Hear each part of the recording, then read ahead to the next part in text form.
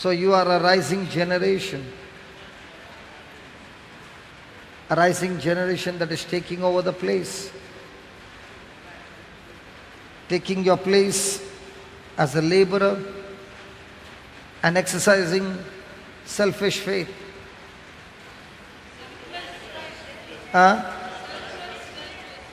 All this time, how was your faith being used?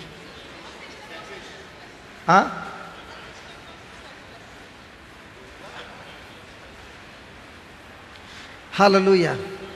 Put the previous slide, Baba, I have not finished. However, we can combat tempting thoughts by speaking and meditating on the word of God. Okay, we were there. When the enemy attacks us with temptation. Okay, we were at James chapter 1. 12 and 13. You were at 13, okay. Let no man say when he's tempted, I'm tempted of God. And we learnt in the morning the difference between temptation and test. What is test? A temptation comes from the devil, and the reason he tempts you is because he wants to take you away from God. And we learned the definition of temptation. What is temptation? Temptation is a pressure that is applied on your thoughts or on your emotions, trying to draw you away from God or trying to move in a certain direction is temptation. So temptation comes from the devil because he wants to destroy you by using something evil and trap you, and that's why he keeps laying down snares so that you can get trapped and entangled in the trap. That's temptation. What is testing? Testing is when you are growing in your relationship with God. God wants his children to rely and depend on him more and more, and that's why there are tests. Now every test is not meant to kill you, but every test is meant for us to overcome the test or get over the test. Praise the Lord.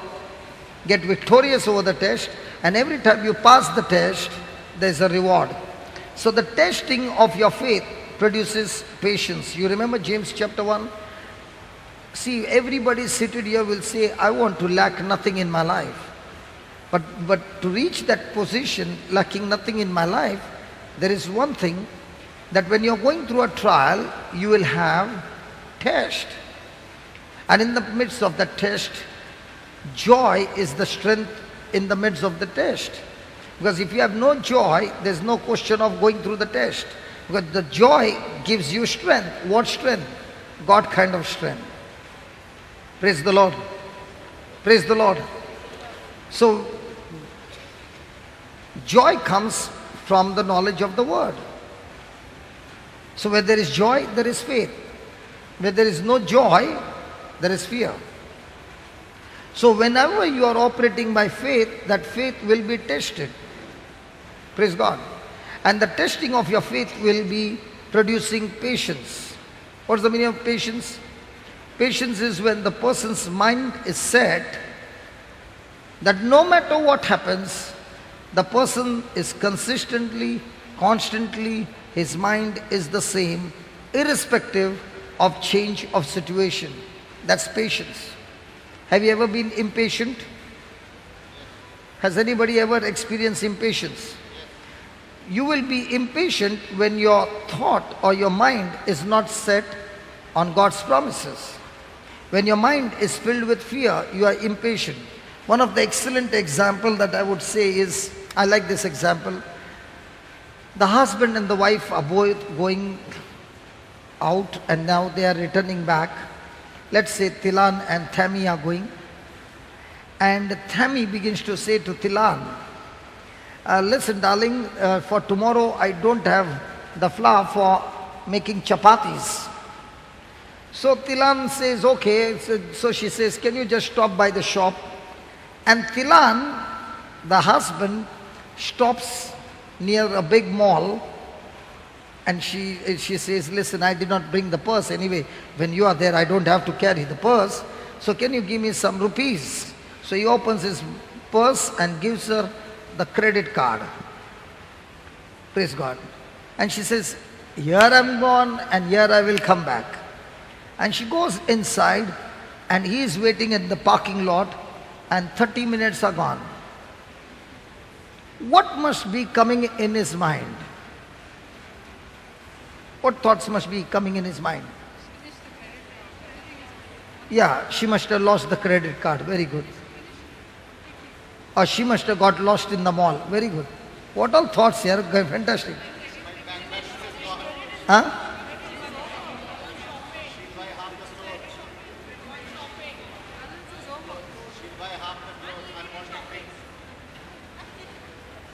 So after 25 minutes, he gives her a call.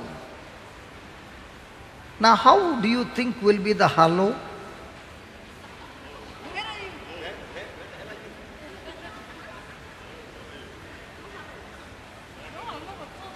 See, some of the ladies, they know correctly. They'll say, no hello. There'll be no hello. What will be there? Where are you? What are you doing? That. And she'll say, just wait 2 minutes, I'm there. Now, she's coming into the parking lot and she's walking. Where will the husband's eyes be on? Her or bags? Now he is seeing that she's coming with a small bag in her hand. Just a small bag. What must be happening to him? Then he says, listen, he says, what took you such a long time? I met that lady, she was troubled in a marriage, she was crying, so I was just counseling her and all that. What did you think? The husband will say what? No, nothing, I also thought the same thing. Now, why did he become impatient? Time. Are you married? No, that's why you don't know. Why do you think the husband will be angry? Because he is getting different kinds of fear. I just gave her the power to spend. And if she must have misused or used too much, I will have to pay the whole amount. That fear brings impatience. So every time you are impatient, ask a question to yourself quickly. What is it that I'm fearing? Because the result of fear is impatience. The result of faith is patience. Praise the Lord. Hallelujah. So every time you have been impatient, why were you impatient? Because your faith was being tested. And when your faith was being tested, you gave into different kinds of thoughts in your mind, you became impatient, and in that impatience, you got angry and all kinds of things happened. Praise God. So now, can God tempt you? No. Can God test you? Okay. Let me give you another example. There are two knives bought from the shop. Both are identical to each other. One is Chinese and one is German. The Chinese is a very small price. The German is a very expensive one. But they both look the same.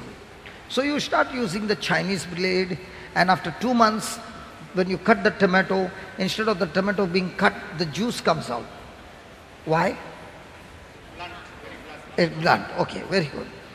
The other knife, German, 1 year is gone and it's still the same. Why the difference?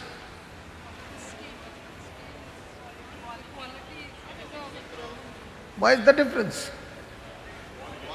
What quality? Both are steel. Okay, if the steel is from China, it is blunt. Say that, Linton, correct word. The steel has been hardened. How does the steel get hardened?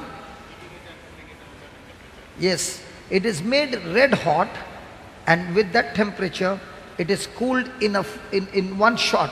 So from red hot, it's put in a cutting oil or some liquid, that it goes from that temperature to a sudden temperature on a lower side, the steel gets hardened.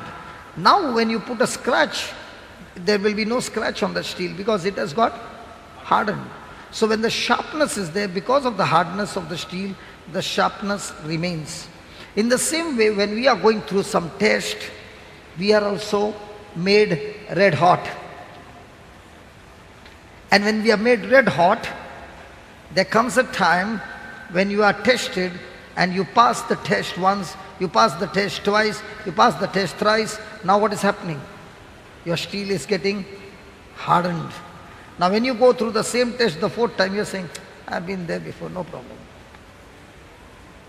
A simple example. Have you seen some mothers who have got very hyperactive children? Have you seen? So the mother comes and says, I just want to go to the washroom. Can you please look after my child? I'll be back in 2 minutes. And the child is nicely sitting, giving you a smile. You're saying, so nice, baby. No problem, I'll take care. As soon as the mother is gone, the child starts. And you are running after the child. After 2 minutes, somehow you grab the child and you bring and you keep the child. The mother comes out and says, thank you very much. Did my child trouble you? No, no, nothing. But in that 3 or 4 minutes, what happens to you? Hello, in 3 or 4 minutes, what happens to you? You are wondering, this is only 3 minutes. How does this mother take care of this child? Another case, another case. A mother is very slim, but the child is a special child. The child has to be carried all the time. The child is grown up, but the child needs to be carried all the time. How much time would you carry the child? Not even a minute. You are tired.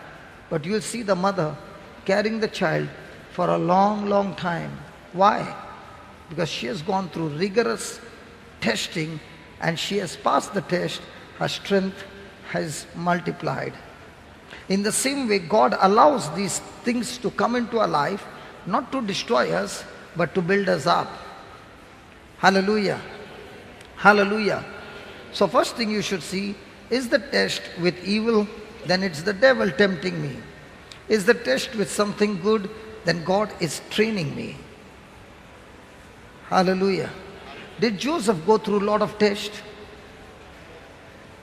Come on. Was he good all the time? Yes. Did he do anything wrong? No. But was his test all the time? The result of the test, even though he passed the test, did he get a promotion or a demotion?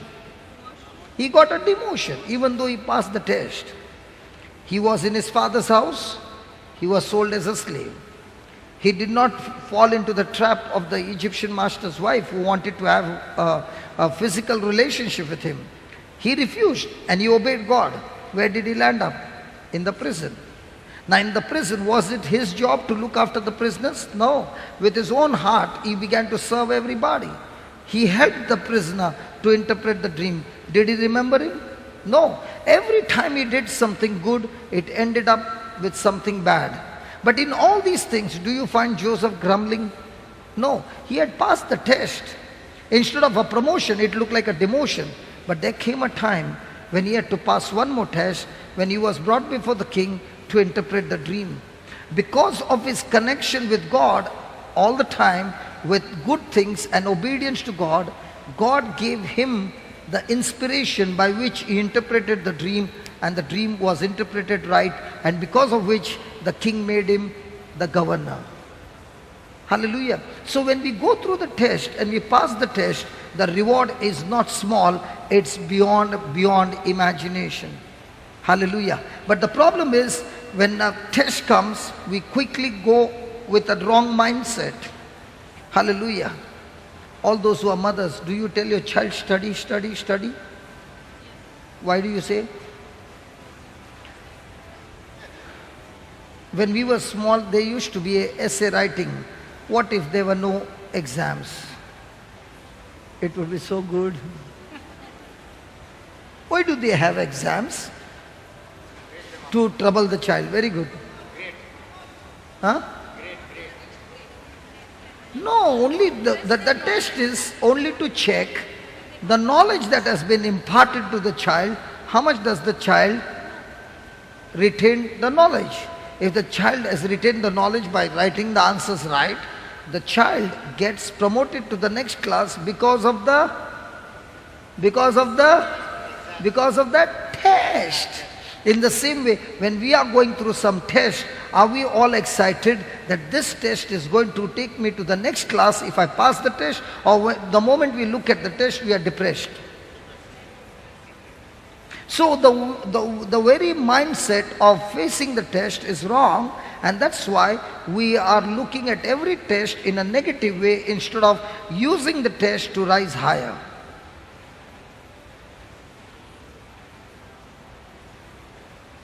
Nobody likes this lot. Let's change the topic. Will everybody have to face the test? Yes. Is it a good news or a bad news? Good news if you do it God's way. Bad news because that test will kill you. I'll give you a simple example that happened to me so that you understand. When I was 8 years old, I was 8 years old when my brother said, I will teach you to swim. So he took me to the swimming pool. And he showed me, this is 3 feet water. If you jump here, you will go down. This is 6 feet water. It will be double the deep. This is 15 feet and this is 18 feet. And then he looked into my eyes and he said, always remember, whenever you are thrown into the water or you are in the water and you don't know to swim, please don't open your mouth and call for help. Because by the time you open your mouth, the water will go in. So concentrate. When you go inside the water, don't stop. Do something by shaking your hands and legs. You will surely come on the top. No matter how deep the water is, you shake your hands and legs wildly, you will surely come up. And when you come up, don't stop. Don't stop. Do what you are doing. And don't you scream. Just keep doing it. Do you understand that? I said, yes, I understand. And he caught me and you threw me in that 18 feet water. I remembered what he said. So I did not call for help, but I began to shake my hands and legs and I came up on the surface. When I saw him, I called for help. When I opened my mouth and I stopped my hands and legs, I went in. And when I went in, the water also went in. I once again came up. This happened 3 times. 4th time, there was no strength, and he came and brought me out. Then he told me, I told you not to scream. I told you not to stop. He brought me out and said, just sit down here, don't jump. I said, okay. I will just take one round and come. And he looked into my eyes and said, watch me. I sat down there and he dived and he was enjoying the water. My same brother, coming from the same womb of the mother, he can enjoy the water and I am struggling, and not even 2 minutes, I am all tired. After 5 minutes he came back and he said, are you ready? What would you say? What would you say? You would say, hey, listen, why did you waste 5 minutes? You should have come early. I'm waiting to jump inside and learn the technique.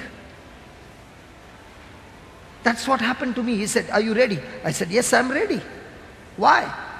Because if he can do it, I can do it as well. If he can do it, I can do it as well. He threw me again. Again the same episode, but this time I made up my mind. I'm not going to call on him. I'm going to focus on my hands and legs. And praise God, I did remain for some time on the surface, but then I went in and again up and again in. This happened 3 times. He threw me 3 times he brought me out. Next day morning, he woke me up and said, "Are we going for swimming?" What would you say? Huh? What would you say? I said, "The whole night I've been dreaming about it. Come on, let's go." And the next day he began to teach me how to use my legs, how to use my hands. And within the next 15 minutes, I was already swimming from this side to that side. I had now learned the technique to at least remain on the surface. Years went by and I began to practice. There came a time at the age of 33, I used to swim every day 5 kilometers non-stop. Every day, without fail.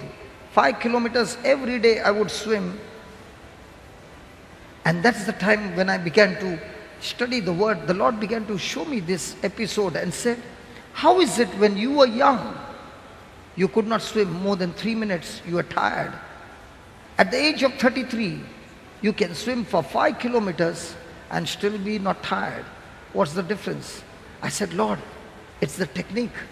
He said, "That's exactly what I want to teach you. My Bible that I teach you, my word that I teach you is a technique that you got to learn how to train this mind. And if you can train your mind using my technique and operating in faith, you will be living with the same people all around you. The problem will be the same, the situation will be the same, but because your technique is mine, you will live a victorious life."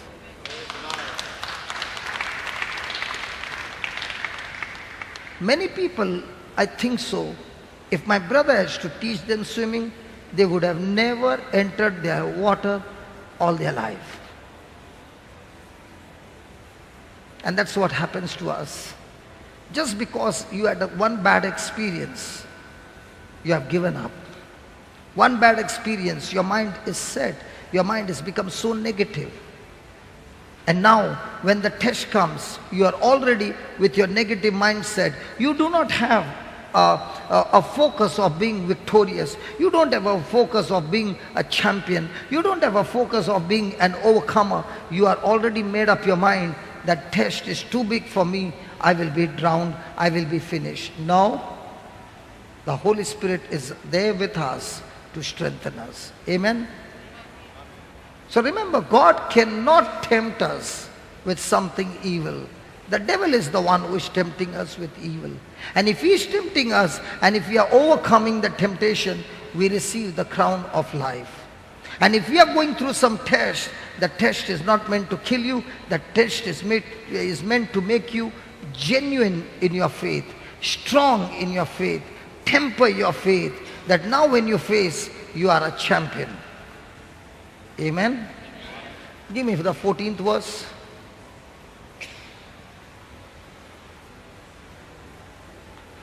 But every man is tempted. But every man is tempted. So the Bible clearly says only men are tempted. The women are never tempted. Or every men are tempted, but some women are tempted, not all.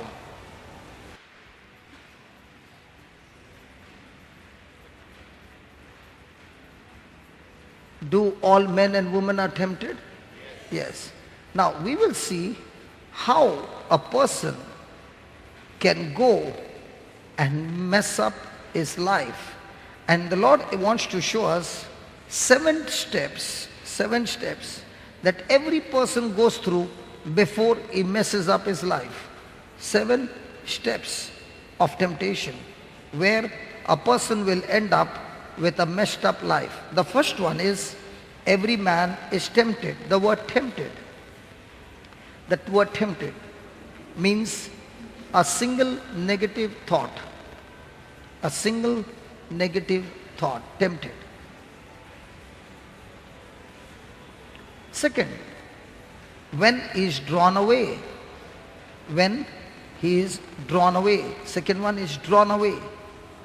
Drawn away is when those thoughts, if not captivated, are multiplying in that person's mind. those negative thoughts are growing or multiplying. Those negative thoughts are multiplying. Drawn away. Third, of his own lust. Of his own lust. Lust. The person is fighting against those thoughts with his willpower. Lust. The person is being tempted or put pressure on his willpower. See, listen, just for a moment. A person got a particular thought about a particular sin. First, he doesn't say anything, he's just quiet. Those thoughts begin to multiply. When those thoughts begin to multiply, he is fighting against those thoughts with his willpower, saying, no, I will not do it. There's a fight, willpower on one side, and those negative thoughts on the other side. That's lust. Fourth, enticed. Enticed. Enticed is when the negative power has become so strong that that person's willpower is weakened. The negative thoughts have become so strong that that person's willpower of not doing is weakened. He's enticed. He's now already making plans to go and do that wrong thing. He's already enticed. Did you get that? Fourth. Fifth. Come on, 15. 15. When lust has conceived. Fifth, conceived. Fifth, conceived. Conceived. Just like a woman goes through a pregnancy, the conception takes place. On the day the conception takes place, she doesn't even know that she's pregnant. Did you know? How many children you had? 3. All the 3 times. First time I can understand, it was the first time. Second time, did you know that you were pregnant the first day? You don't know. But the conception has taken place. The cell has already begun to multiply. Did you come to know 15 days? But even though you don't know, after the conception, is the baby growing every moment? Is the baby growing every moment?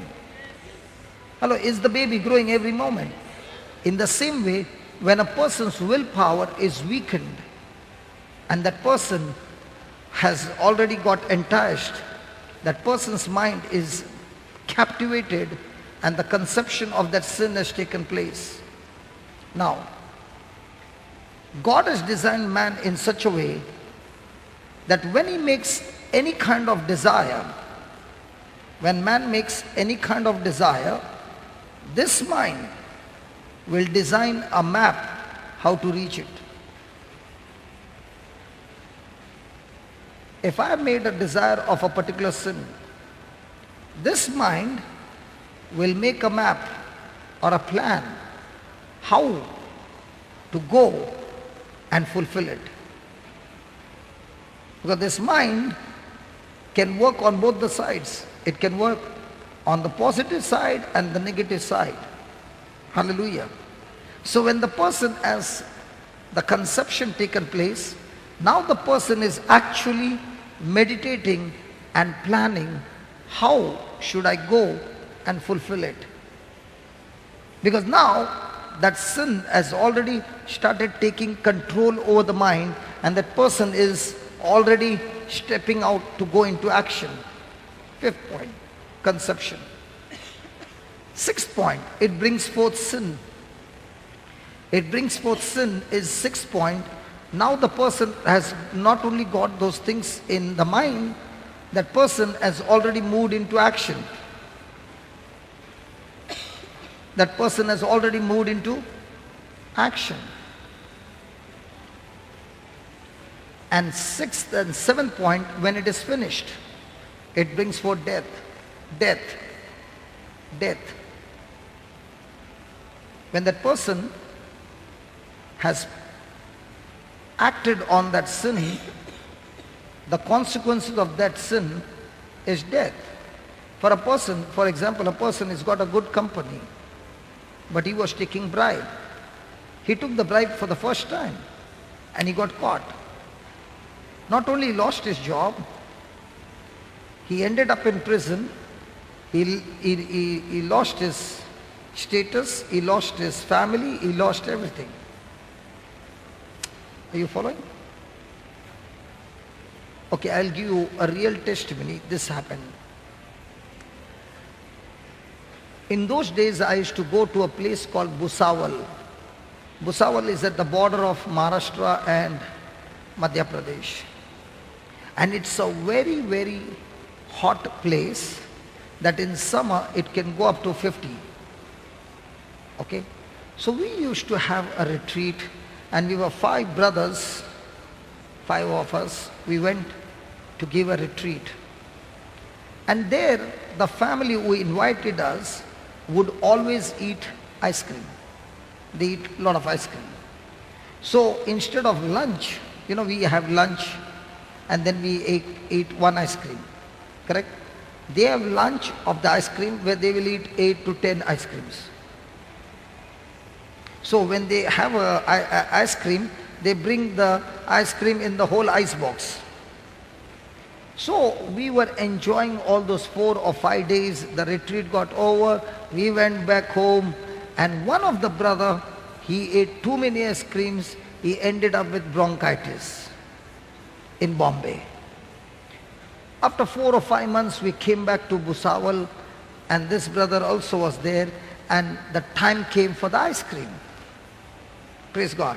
We all removed our plate, and we were having the ice cream, and we suddenly saw this brother is not eating. So we asked him, "Are you not eating?" He said, "No, I am not." I said, "Why?" "No, I had bronchitis." I said, "Bronchitis was last time, not this time. Come on." "No, I told my wife I'm not having." I said, "Okay." I took the ice cream, came right before him, and I said, "You know what? The last time it was of a different company. This time it is a different company. You don't eat an ice cream. Would you like to take a lick?" He said, "No." I said, "One lick, brother, just a lick." So I said, "Just a lick." He did like this. I said, "Not mine. Take a new one." He said, "If I take a lick, the ice cream will go waste." I said, "No, it won't go waste. I will eat it." So I opened one and gave him. And I took that ice cream in my hand, a new one. And I said, "Open your mouth." And I gave him a lick. And I took it back. I said, "Do you want one more?" He said, "Yeah." Gave him one more. "Do you want one more?" He said, "I want a bite." I said, "Okay, small one."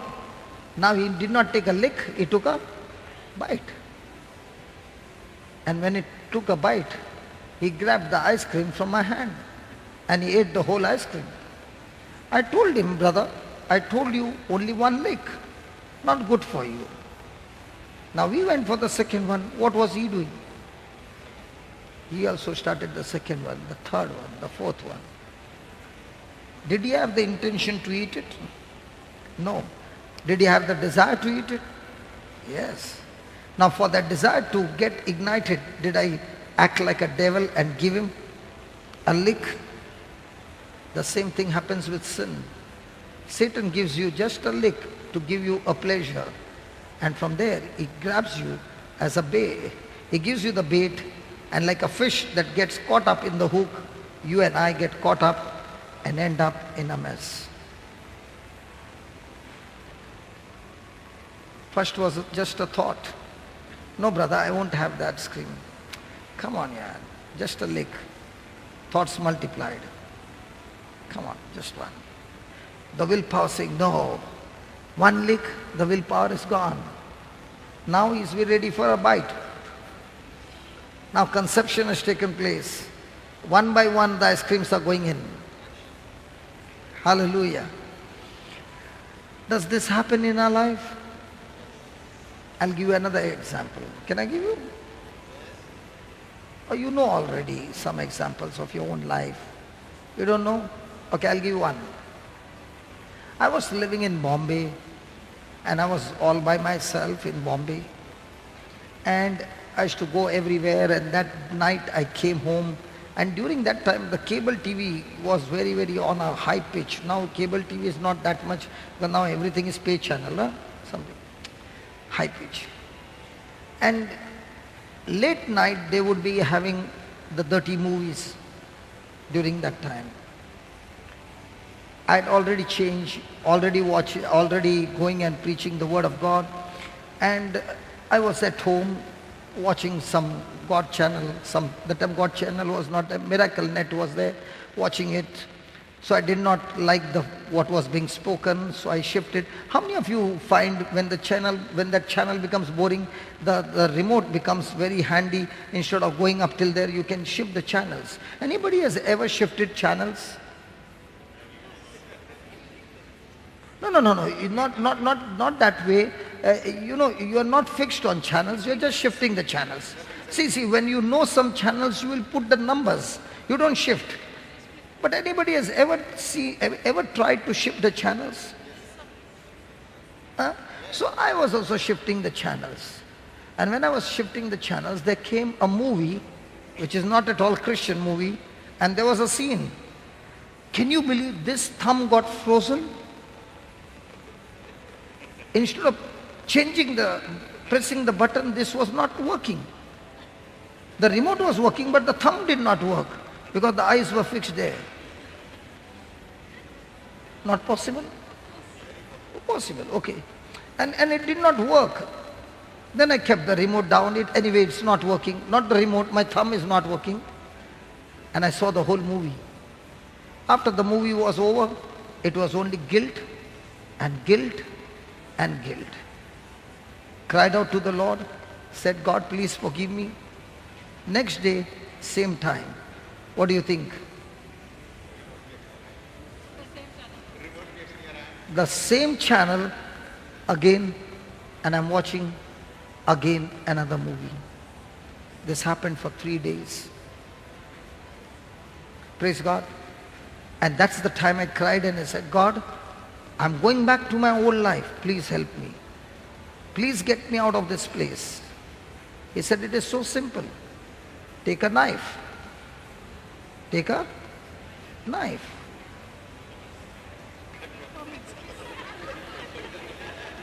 And cut your throat. Cut your thumb. Thank God you all are not God. So he said, cut that cable. Cut the cable. And I said, when I cut this cable, Lord, even that program, what I want to watch, Miracle Net, that will go. He said, you want to be set free, you do that. So I cut it and kept it on top of the shelf. And he said, no. If you keep that, tomorrow it will get connected. Then I put it in the dustbin. He said, no, don't put it in the dustbin. Put it outside the window. I said, Lord, it's not right for me to put outside the window. It is all right when it comes to sin. So I threw it out of the window. Next day evening, same time. Do you think I will get a thought to press it?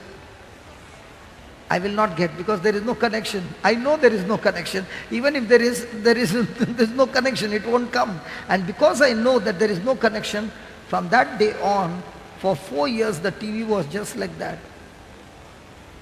And at the end that TV went to the sweeper only, because I never put it on after that. But from that day I got freedom. Hallelujah. So how did it start? With a thought. So where is the danger? Your mind. Where's your danger? A thought. And that's what he says. A thought can reach you to a destination that will kill you and finish you and torment you every day of your life. Praise God. Hallelujah. This is Goa. In Goa, the lights are disco. Suddenly it becomes bright, suddenly it becomes dull, suddenly it goes off, it's go off. That's why it's go off. Even while preaching, people who are watching on TV, they must be saying, even their preaching is having disco light. Praise God. Hallelujah. Hallelujah. Can we just close our eyes and ask God to set us free? Because there might be some areas where we are still in captivity. And this is the time to talk to God and say, Lord, now I understand. If I do not cut off myself from those areas that are tempting me, might be your friends, might be the media, might be internet, might be whatever, it's giving you those knowledge that is taking you away from God. Now's the time to talk to the Lord and tell the Lord, Lord, I want to be delivered. Might be you're caught up in sexual sin or in pornography, whatever it is. You ask the Lord to help you, because listen, you and I can never come out with our own willpower. It's impossible. Because even if you use your willpower, the desire is there. And as long as the desire is there, it will open the door. But tonight, if you tell the Lord, Lord, I want to be holy. Close your eyes. I want to be holy. I want to be like you, Jesus. And I can only be like you if you empower me, if you help me. So please help me, Lord. I want to be set free. I want to be set free.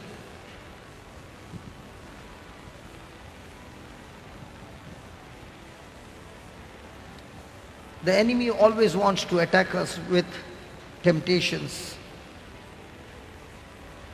And as we learned, temptation is just a thought that is ungodly, a thought that is negative, a thought that is going to take you on the wrong side. Speak to the Lord and tell Him, I thirst for you. I long to be in your presence, Lord. Lord, I thirst for you. I long to be in your presence. I long to be in your presence. My soul will wait on you. Father, draw me nearer, draw me nearer to the beauty of your holy name. Everybody, Lord, I thirst for you. Lord, I thirst for you. I long to be in your presence. I long to be in your presence. My soul will wait on you. Father, draw me nearer, draw me nearer to the beauty of your holy name. Father, draw me nearer, draw me nearer to the beauty of your holy name. I will wait on you, Almighty God, Almighty God, in the beauty of your holy in the name, beauty of your holy name. I will worship you, I will worship you, Almighty God, Almighty God, in the beauty of your holy in the name. beauty of your holy name. I will wait I on you. will wait on you, Almighty God, Almighty God, in the beauty of your holy in the name, beauty of your holy name. I will worship you, I will worship you, Almighty God, Almighty God, holy in the name. beauty of your holy name. I will wait on you, Almighty God, Almighty God, in the beauty in the beauty of your holy name. I will worship you. I will worship you, Almighty God, Almighty God, in the beauty in the beauty of your holy name. Lord, I thirst for you. I long to be in your I long presence. to be in your presence. I long to be in your presence. My soul My soul will wait on you. will wait on you. Father, draw me Father, nearer. Father, draw me nearer. tell him, Draw me nearer. tell him, In the beauty of your holy name. Father, Father, draw me nearer. everybody, Draw me nearer in the beauty of your holy name. Father, Father, draw me nearer. tell him, Draw me come nearer on, clap in the him. beauty of your holy name. Lord, I thirst for you. Lord, I thirst for you. I long to be in your I presence, long to Lord. be in your I presence. long to be in your presence. My soul My will thirst soul- for My you. soul will wait on you. Father, draw me Father, nearer. Father, draw me nearer. Everybody, Draw me nearer. tell him, In the beauty of your holy name. Father, draw me Father, nearer. Father, draw me nearer. everybody, Draw me nearer in the beauty of your holy name. Father, Father, draw me nearer. tell him, Draw me come nearer on, clap in the him. beauty of your holy name. Father, draw me nearer. Oh yes, Father, Draw me nearer Almighty in the God, beauty of your holy name. I will wait on you, Almighty God, Almighty God, to the beauty, in the beauty of your holy name. I will worship you, Lord. I will worship you, Almighty God, Almighty God, to the beauty, to the beauty of your holy name. I will wait on you, everybody. I will wait on you, Almighty God, Almighty To the God, beauty, in the beauty of your holy name. I will worship you, Lord. I will worship you, Almighty God, Almighty God, to the beauty, in the beauty of your holy name.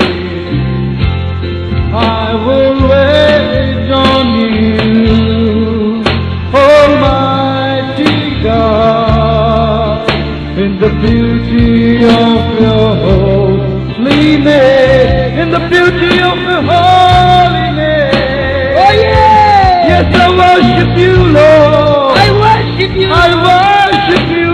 oh, I worship Beauty you, of your holy name. your holy name, Almighty God. Yes, Lord, you are holy. You alone are holy. You are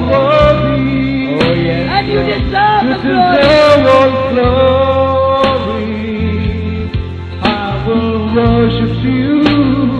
And only you, Yes, I Lord. love you, Jesus, with all my heart. Tell him, I love you, With Lord. all my soul.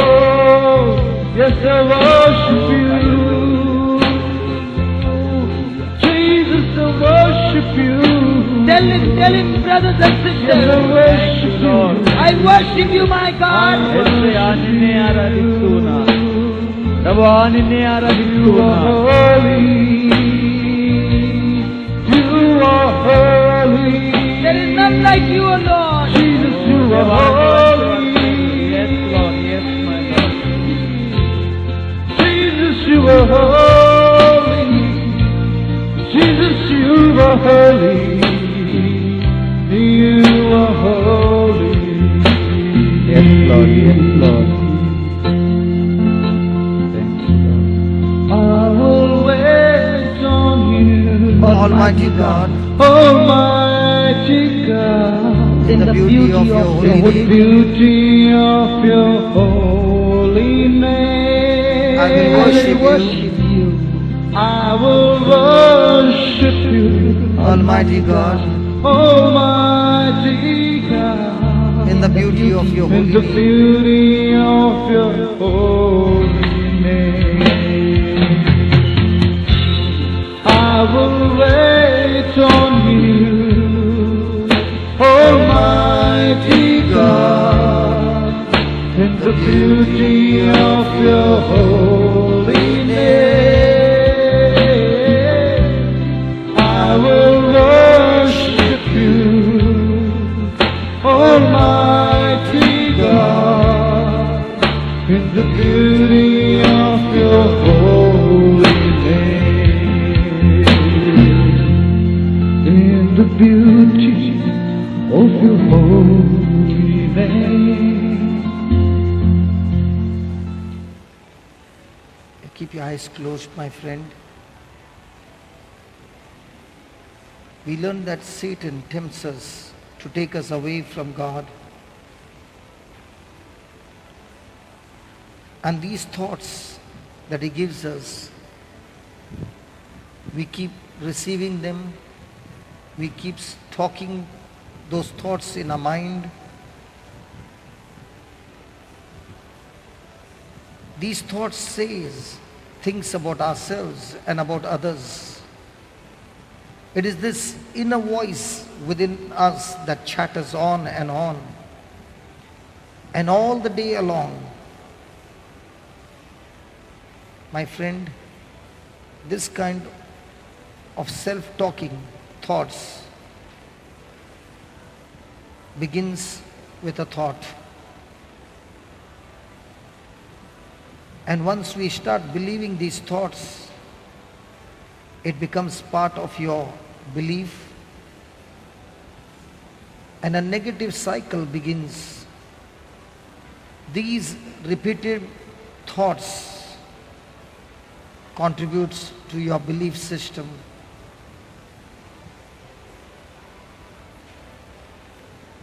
And these negative thoughts trigger your emotions, your feelings. And the more and more you think these thoughts, the more and more you find yourself stressed out, anxious, worried. And these kinds of thoughts are extremely poisonous and toxic. My friend, at any given time, we can be attacked physically, emotionally, or spiritually. That's why the word of God says in 1 Peter 5:8 that Satan is going around looking for someone to destroy like a roaring lion. He shows no mercy.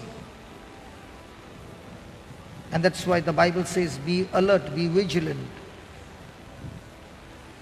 be of sober mind.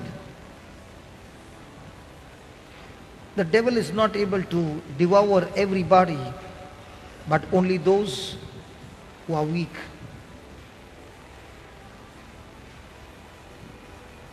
Might be you are going through some tough times. And remember, it is through tough times that we become extremely vulnerable to negative thoughts.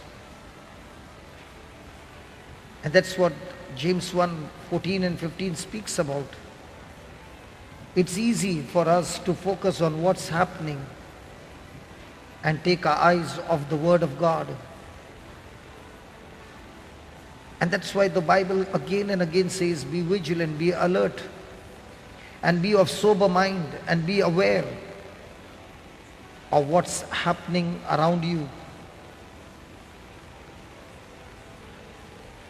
When you call yourself that I've got a sober mind, you understand that hurtful thoughts are not of God. Sober mind are those, even though they have hurts in their life, they replace these hurtful thoughts with healing thoughts. They overcome these poisonous thoughts. My friend, Satan wants us to be prisoners of our own thinking. He wants us to be locked up in a prison of negativity. The more and more you are a prison of negativity in your thoughts, the more and more you find yourself powerless, ineffective, not only in your own life, but in your family, in your home, in your career, and also in the lives of people whom you want to touch. The enemy knows, my friend, that if he can get you to spend more and more time focused on what's wrong and those negative things going on in your life, then he knows that he can make you a prisoner and keep you a prisoner of your past permanently. You will no longer be a person who is spreading the fragrance of the gospel because your mind is captivated by those negative thoughts. Instead of going and sharing the good news and the testimony of what God has done in your life with these negative thoughts and fear and depression, anxiety and worry, you will only be going around and speaking your worries and gossiping and discussing about your calamities. This is a contagious disease.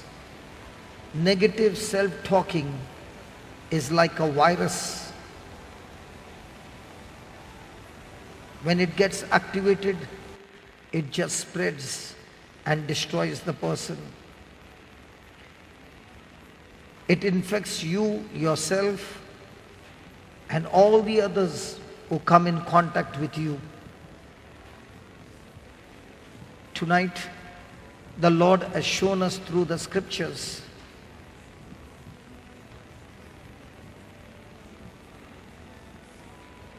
the Lord speaks to us in 2 Corinthians 2:11. He wants us not to be ignorant. One of the powerful tools of the enemy is thoughts, negative thoughts. The Bible calls Satan a deceiver. A deceiver is the one who speaks the lies and presents the lie in such a way that people believe it as truth. And one of the deception that the devil has in our life is that he keeps telling us that our thoughts and our words have no power.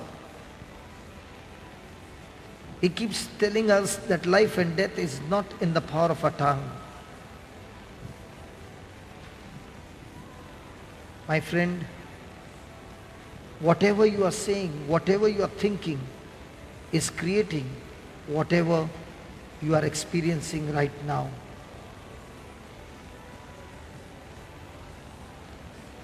If there is something in your life right now that you do not want, the enemy has deceived you and he has made you think on those things and he has made you say those things, and now he is using those very thoughts and those very words that came out of your mouth against yourself.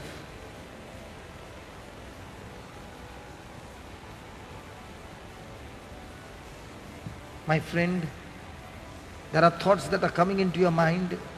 How can my thoughts and my words have so much of significance in my life? My friend, the Bible speaks the truth. Those negative thoughts and those negative words are actually the cause of destruction in your life. They are bringing more and more hurts in your life, more and more negativity in your life.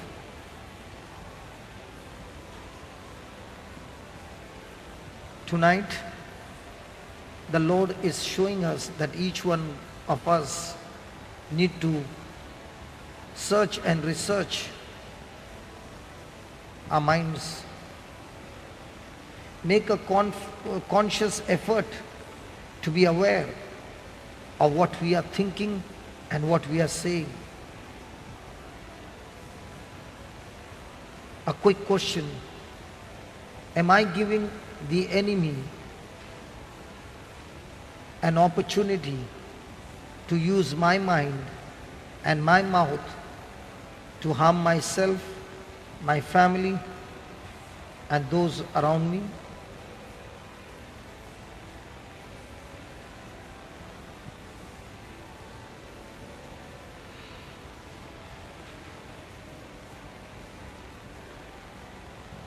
When we speak those negative words, we are ourselves giving the devil the ammunition to use against ourselves.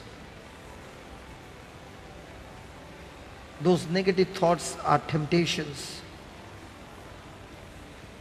We just now read that these temptations will lead us on the journey of death.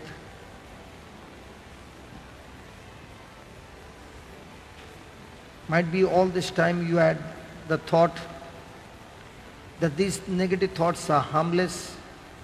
But my friend, when you give way and do not attack those negative thoughts in your mind,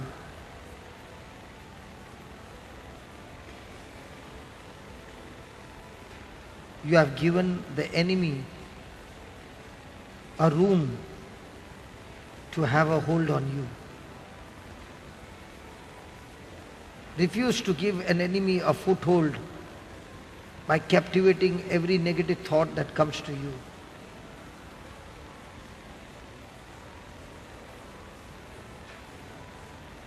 Think for a moment that you are going through some rough times in your life. Is the enemy reminding you of those rough times again and again and again and making you meditate on those negative things and speak those negative things? You are stressed out, you want to give up.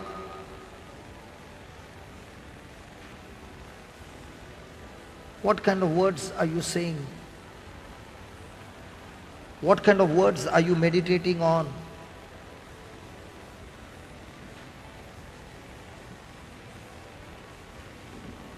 Let's make that decision now. Instead of speaking how terrible and miserable your situation is, why not you start confessing that Jesus, in your name, the relationship is blessed, the finances is blessed, everything is blessed and all is well. My friend, if you want something good to happen in your life, then we must put to death this negative thoughts that you are dwelling on.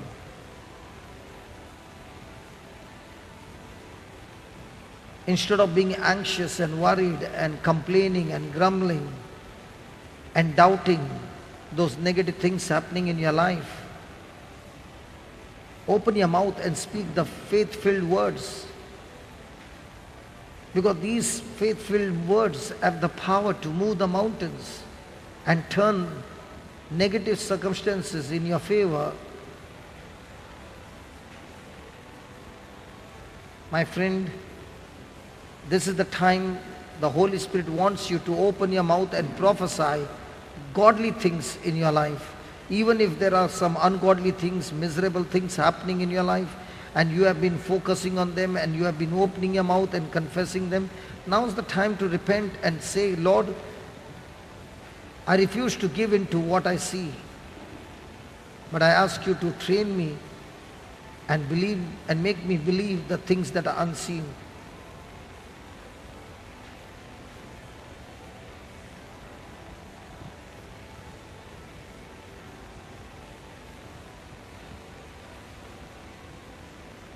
Everything that we are experiencing in the life is because we believe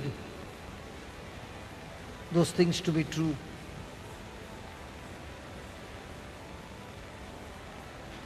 If you have been experiencing failures in your life, check it out. You have been believing that you are a failure. You have been believing that there is a curse on your life. You have been believing negative things that people have spoken to you. Because what you believe, so shall it be.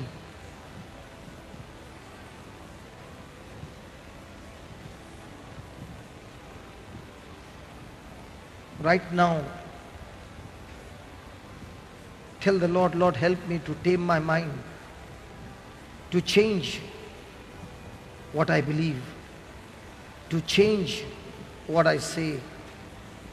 And when I do these two things every day in fellowship with the Holy Spirit, then there will be surely a change in the things that I experience. Lord, it is your will, it is your desire that all your children be blessed, all your children live a victorious life, a healthy life. And tonight you have taught us, O Lord, such a big secret that what I think and say, so it is. Lord Jesus, in our lives, in the midst of pressures of life, we have been speaking so many negative things, prophesying against our own life, against our own family, against our own colleagues, and especially those who have come against us. Lord, teach us that you can still do mighty things. You are still a living God. You are still a God who performs miracles. Lord, we know and we know that you love us. And every time we worry, we doubt your love. We question your love. Help us to believe, Lord, that you love us and you're big enough to take care of all our needs. Thank you, Jesus. Thank you, Jesus.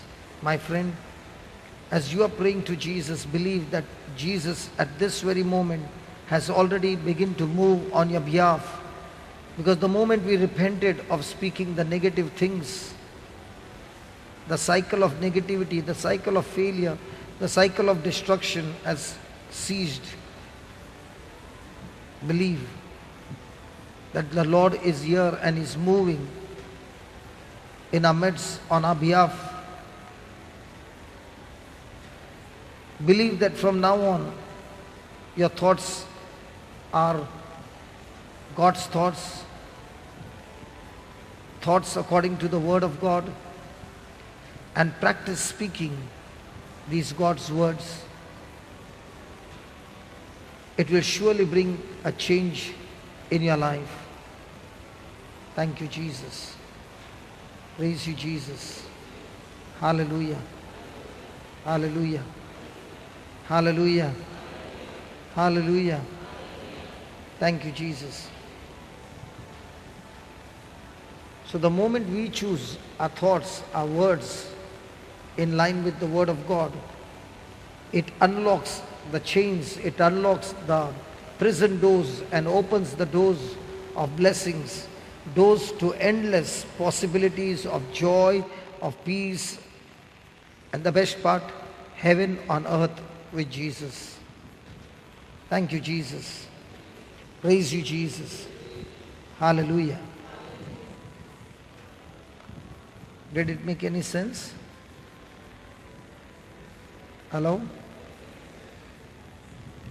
Did it help you? Praise God. Can we give the Lord a big hand for that? Come on. So my friend, from now on, if a negative thought is passing by in your mind, are you going to allow it to pass by, or are you quickly going to attack it and captivate it?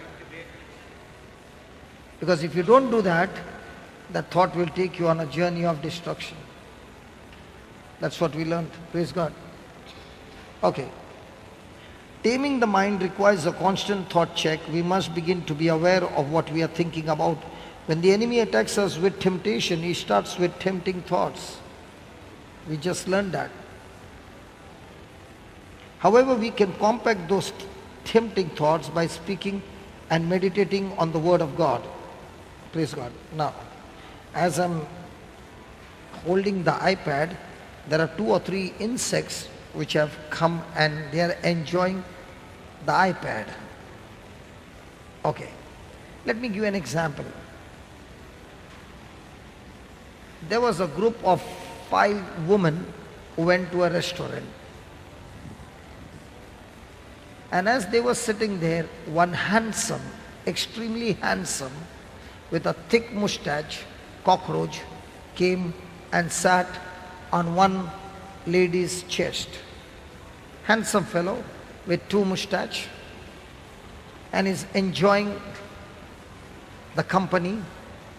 And the lady who was sitting on the opposite side suddenly noticed the cockroach on her chest and began to point out to her that there is a cockroach on her chest. So she began to ask what, and then she opened her mouth and said, cockroach. So this lady turned and she saw the cockroach so close to her, right on her heart. That fellow came to love her, praise God. Now, this lady, as soon as she sees the cockroach, she gets out of her chair and she performs the best dance of her life, screaming and shouting, and the poor cockroach gets so scared that he jumps from her chest and goes and lands on the other woman's chest. Now she also starts screaming and dancing and all that, and then he goes and lands on the table. The waiter comes and he looks at the same cockroach. He catches it in his hand, goes to the door, throws it and comes back. Now, is the cockroach attacking only the woman?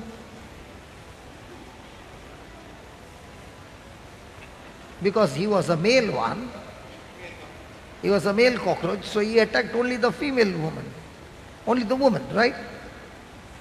Was the problem with the cockroach, or was the problem with their thinking?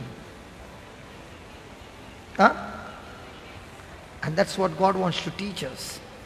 Because our thinking is filled with fear, everything in our life begins to have control and we live in fear.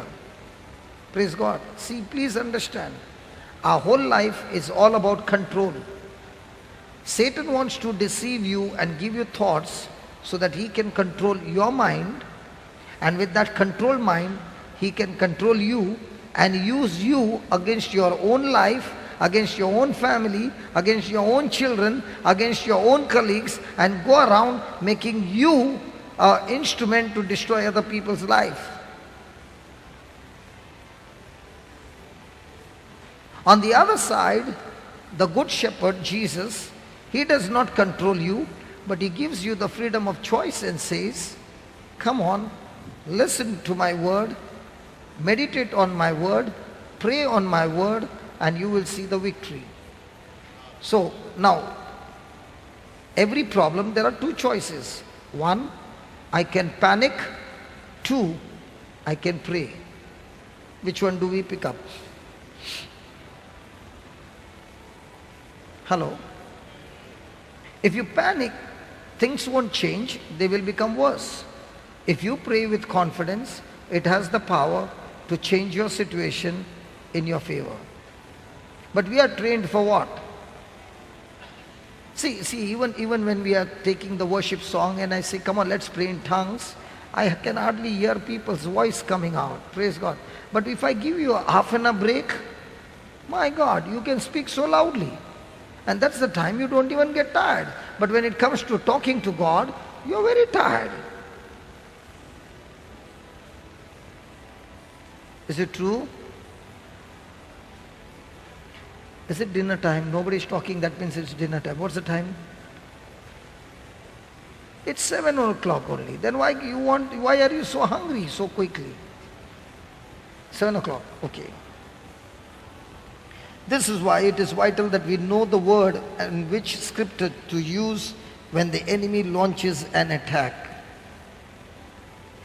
So, we got to be,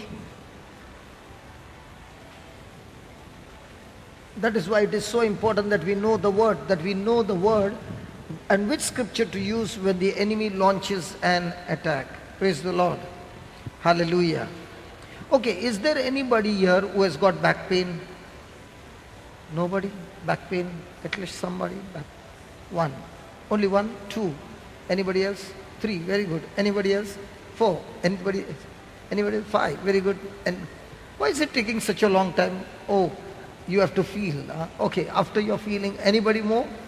Five of you. Okay. Can you please stand up?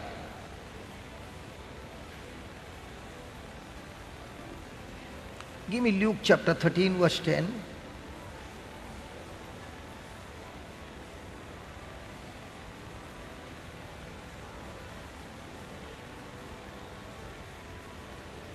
Okay, here we go.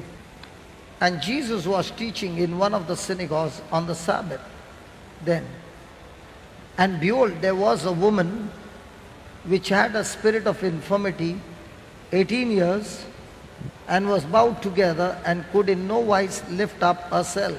Then, when Jesus saw her, he called her to him and said unto her,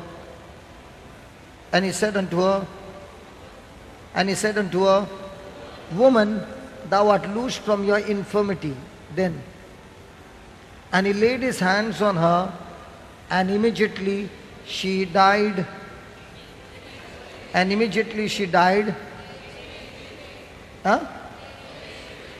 She was made straight and glorified God. Okay, put the previous line, Baba. 12.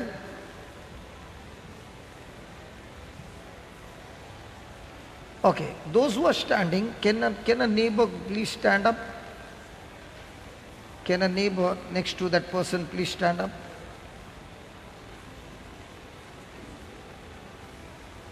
Okay. Can you play the role of Jesus? Those who stood up, can you play the role of Jesus?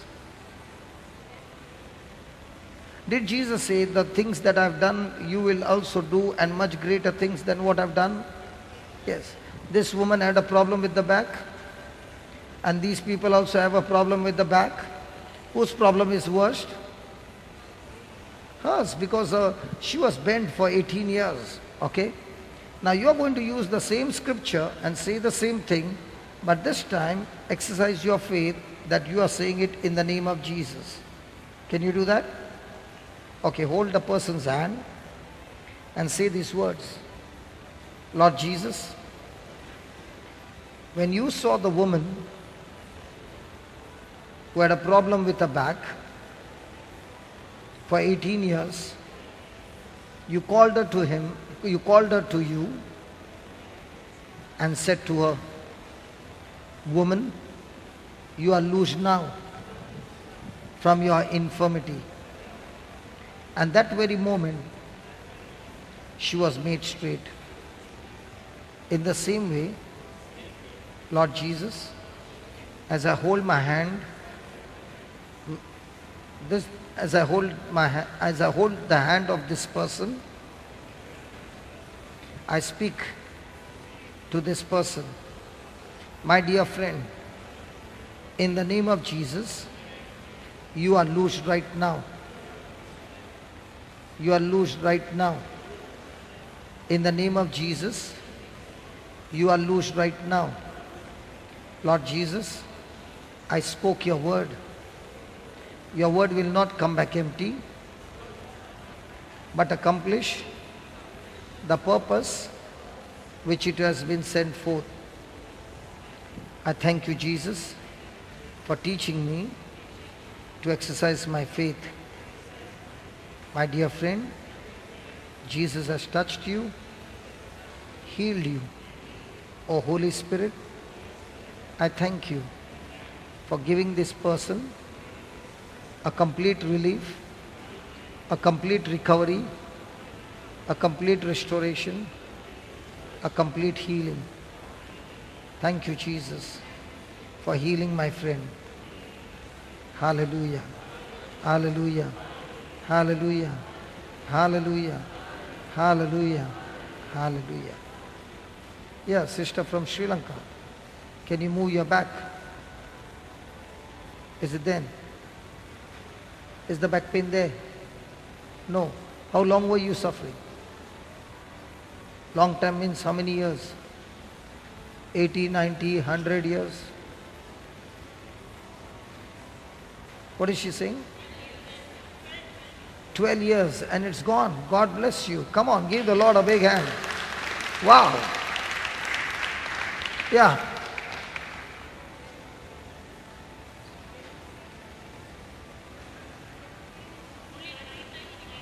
Now it is night. While sleeping.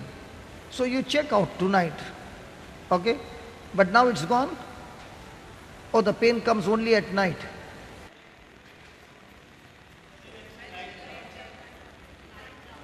Oh, he comes only when you are sleeping. He will not come anymore. It's over. Hallelujah. Yeah, sit down, sit down. Listen, Bernie, hold on. You will be there in the dormitory, okay? She's next to you only. Okay, now listen. When she lies down, I want you to do something. When she lies down, and if at all it comes, okay, you hold her hand and say, Holy Spirit, remind her of all those hurts and wounds and rejection and bad memories that she went through so that she is able to forgive them all. Okay? Lead her on the prayer of forgiveness. That fellow will never ever come close to her. So tomorrow we want a report from you. Okay, don't forget. Okay. How God also put them together that she is sleeping by each other. Praise God. Yeah, what happened here?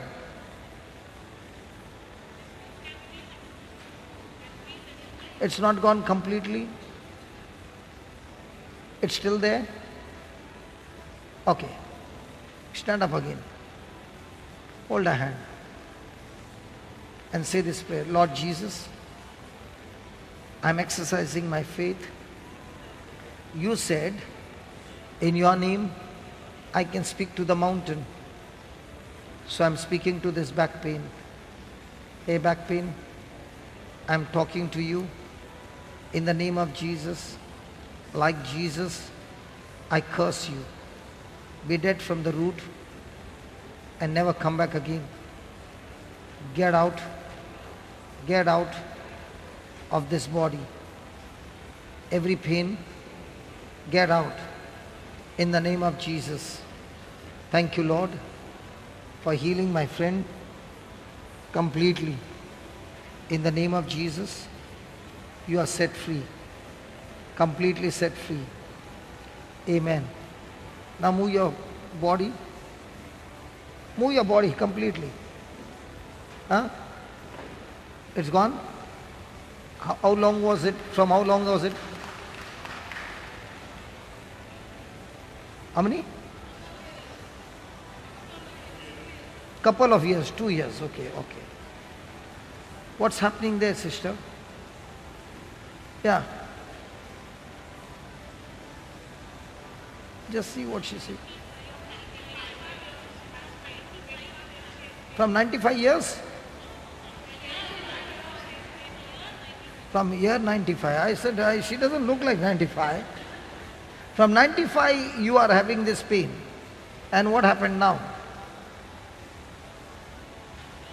It's still there. Why don't you fix her up? Till that time I will do this. Just fix her up. Yeah. Yeah, Rohit, what happened to you? From a couple of days after coming to Goa. Okay. Just a back pain and it's gone. Even a neck pain and everything is gone. Good. God bless you. God bless you. Yeah, what happened to you? There's nobody behind.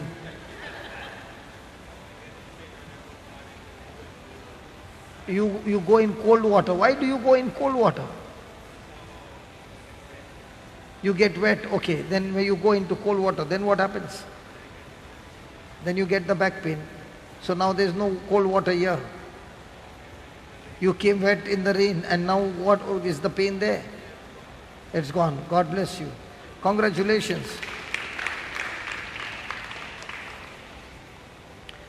Yeah, what happened there?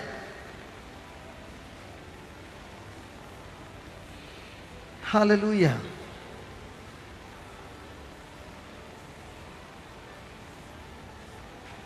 So we pick up a scripture that is relevant to the situation.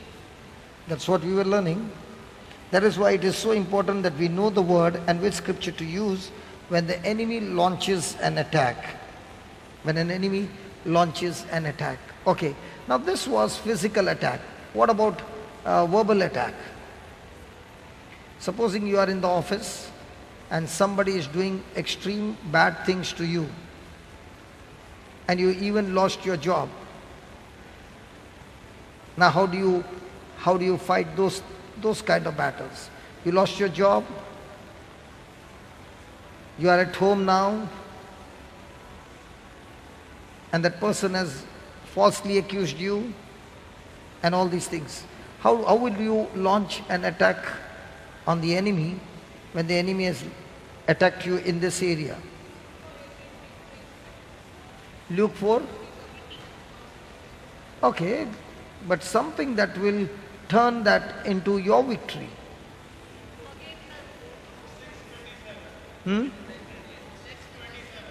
Luke 6:27, what is it?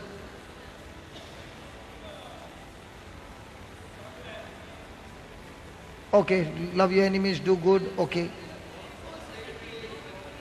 No weapon formed against me, yes. Romans 8:28, very good. God will work all things together for good, praise God. Everything is good, praise God. Now I will give you a scripture which will excite you when somebody does wrong to you.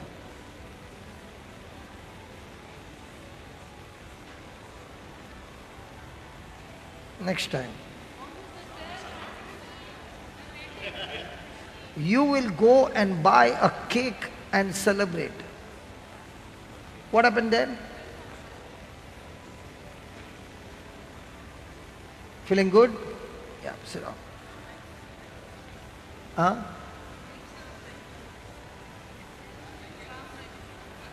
Psalm 97:5, yes, correct. But I've got something which is really excites me.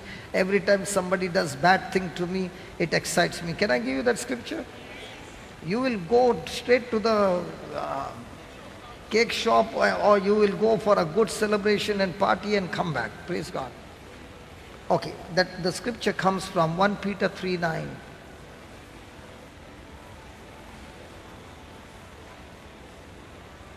What happened, sister? You said that 1 Peter 3:9? Yes. You have heard this teaching before? You have practiced it. Did it give you joy? And did it bring result? Yes. Praise God. Okay, 1 Peter 3:9. Let's go. Not rendering evil for evil or railing for railing, but on the contrary, a blessing. Does somebody have a RSV Bible? Yours is the RSV Bible. Yeah, read it. Do not repay evil for evil or abuse for abuse, but on the contrary, repay with a blessing. It is for this that you have been called, that you might inherit a blessing. Praise God. Now, what is he saying? Do not repay. Do not. So if somebody is coming and doing evil to me and I respond with the same, then I paid it the same. But the Lord says, do not repay evil for evil or an abuse for abuse, but on the contrary, repay with a blessing. Means what? Pray for him, do good for him, bless him, talk good about them. Okay? When you do that, I like the B part. Thereunto you are called. So in other words, he's saying, our calling is that people will come against us, people will do negative things to us, but when they do all these things, we are supposed to repay with a blessing. And if you do that, then you should what? Then you should what? Now that word blessing, what does it mean? What does that blessing mean? What is the blessing? What is the blessing? Huh? Okay, let's put it this way. Your good health, is it a blessing?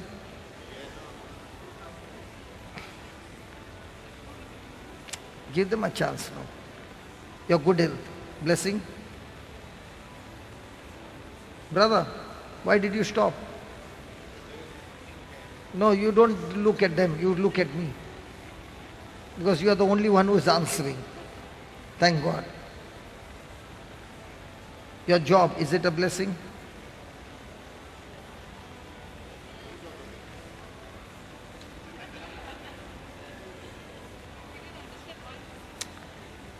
Is your job a blessing? Job is a blessing? Good bank balance is a blessing? Yes. Good life partner is a blessing? That will be very quickly, yes. Children are the blessing?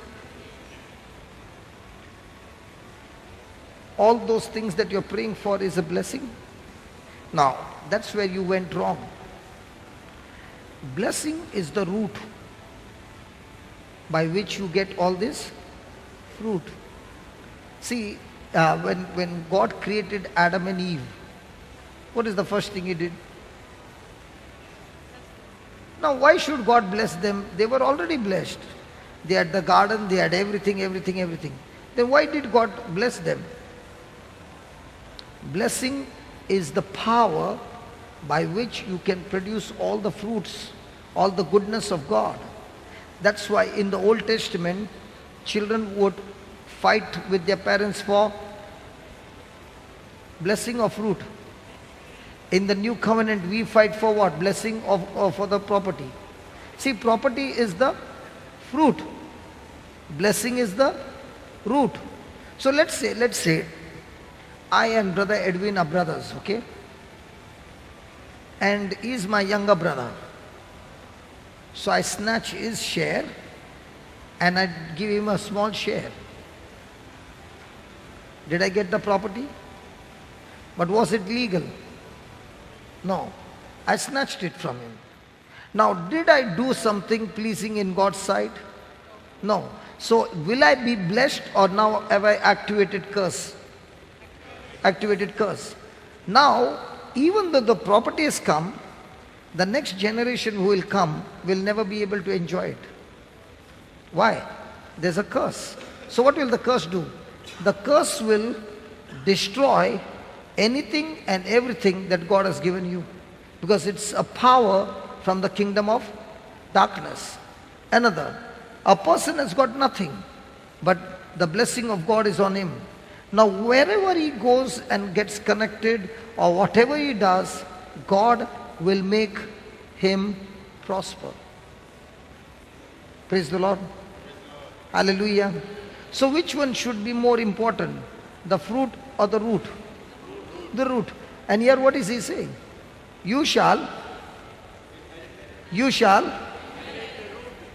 inherit the root. When?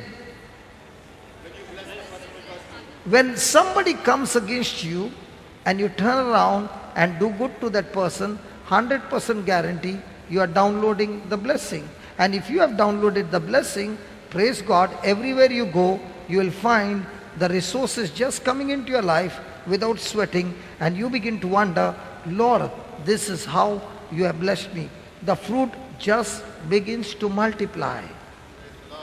So, is it a good news or a bad news when somebody comes against you? I've been teaching this so many times, but you don't remember. This is my trump card. So every time somebody comes and says, you know, somebody is doing something against you and somebody said this against you, I get excited. Why? Because it's my opportunity to download the blessing. Yes, inherit the blessing. It's downloading. Now, when these things happen, there are three things that will happen. First thing, when you make a decision to bless somebody who has come against you, you send a notice to the devil. And what's your notice to the devil? A notice to the devil is, all these years you fooled me. All these years you deceived me. All these years you made me a slave. And every time somebody came against me, I got violent, I got irritated, I cursed them, I abused them, I gave them bad words, and I did all those things. But today I'm sending you a notice to tell you that even though that person did so much of bad things to me, I did not react. And because I did not react, it is an evidence to you, you are no longer having a power over me. I am no longer your slave. I am no longer in captivity because I obey you no more. Correct? Second notice goes to God. Second notice goes to God saying, Lord, I always said that I am your child, and I believe that I am your child. And now, Lord, I am sending you a notice to tell you that now you can see the evidence of my love for you. Because you said, Jesus, if I love you, I will keep your word. So I'm keeping your word, Lord. You said, when somebody does evil to me, I do not repay evil for evil, but I repay with a blessing. And here is my evidence to prove, Lord, that I am your child by obeying the word. Second notice. Third notice comes to you. And the third notice you are saying, God, I did A, I did B, and I did C. And you said if I did A, B, and C, D is my inheritance. Thank you, Lord. I am inheriting a blessing. Now I know, and I know those areas wherever I was lacking, those things are being filled in the name of Jesus.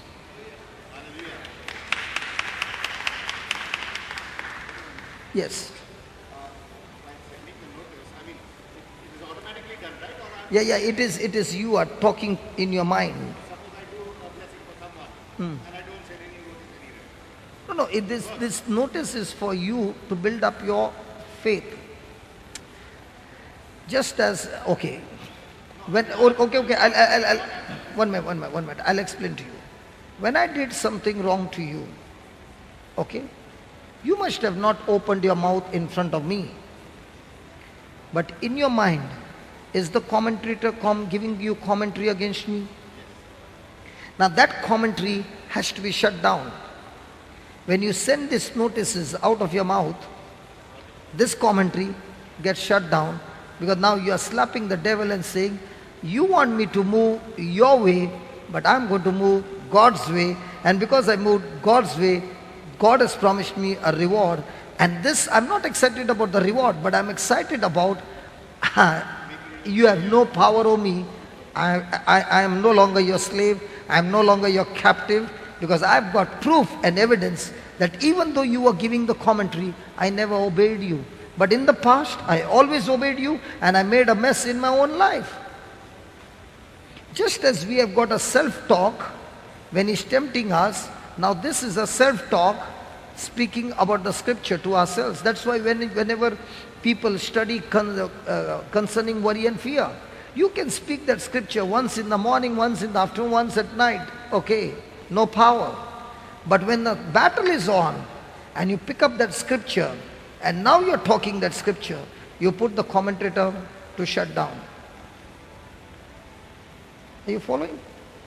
For example, you are a person who is getting bitter all the time. You are a person who is getting angry all the time. For small things you get angry. How do you overcome it? Lord, you said that you have anointed me to overcome every evil with good. Now when the commentator is saying, look what she did to you, look what he did to you. See, they are abusing you. But I overcome every evil with good. In the name of Jesus, I overcome every evil with good. In the name of Jesus, I overcome every evil with good. Now what did you do? You shut down the commentary. How did you shut down the commentary? With the word of God. Because unless that commentary shuts down, you will not be able to move God's way. And let me tell you, you don't have to call the commentator. Please, is there any commentary today? That shameless fellow talks to us all the time. You don't get commentaries? Come on. And especially when you are really hurt and you are sitting all alone, that time the commentator is with the loudspeaker in your ears. You can hear the voice so loudly.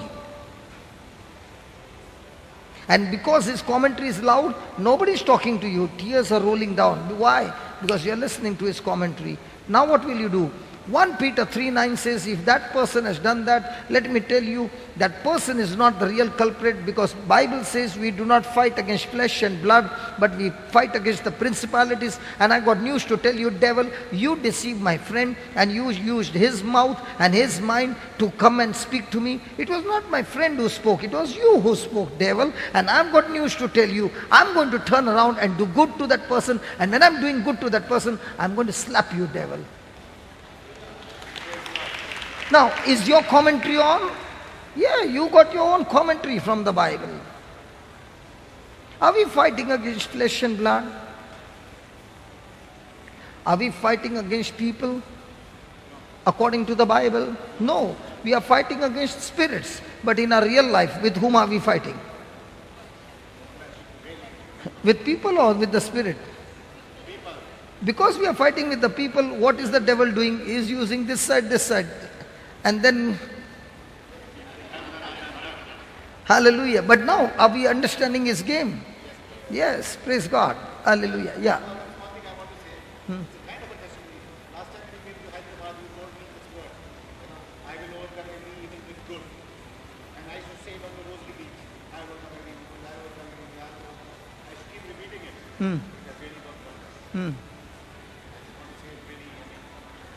Did it bring any result? Now when the commentary is going on, this word also is talking to you. I overcome evil with good. Yes. Why is this word talking to you? Because it's in your heart and mind continuously. Now there are so many who are saying concerning worry and fear, but you have not paid attention to that scripture. Will that scripture perform? No. But you're focused on that scripture. You're meditating on that scripture. And suddenly somebody shows up. The scripture will quickly talk to you and say, come on, you overcome evil with good. Amen. Hallelujah. Thank you, Jesus. From now on, are you going to be depressed when somebody does wrong to you, or are you going to be excited? I want to tell you, in my 17 years of life, the last 17 years, lot of opposition, lot of persecution, lot of negative things. Did not retaliate. Continue to do God's work, continue to do the good. In 17 years, the way God blessed and rewarded and the inheritance that has come is beyond my lifetime labor. So how do you know that it's going to rain? How do you know it's going to rain? when you hear the thunder, when you hear the clouds, how do you know that blessing is close at hand? When somebody unjustly comes and does something wrong to you, and thunder and lightning is coming out from everywhere, and at that time you hold your peace and you do good, it's your time for your blessing. It's time for rain. I and Linton were just standing there, and I said, Linton, when we had the youth retreat, it was so hot and the grass was as good as becoming brown. It was drying up. And I said, just look, 2 weeks of rain and the whole thing has become so green. And I said, brother, it isn't the same that when 2 weeks of unconditional love that you practice to walk, in no time your garden which was brown will turn into green pastures. Because when you walk in love, when you walk in unconditional love, there is a rain of God's anointing. Wherever there is love, anointing of God is attracted like a magnet. Wherever there is hatred, the anointing never shows up. So once you understand that anointing is the one that will bring the blessings into manifestation, you are extremely alert and you are playing the game, and you are not looking at the person, but you are looking at the spirit, attacking the spirit but not the person. So what are you doing to the person? Doing good. What are you doing to the spirit? Attacking with the scripture.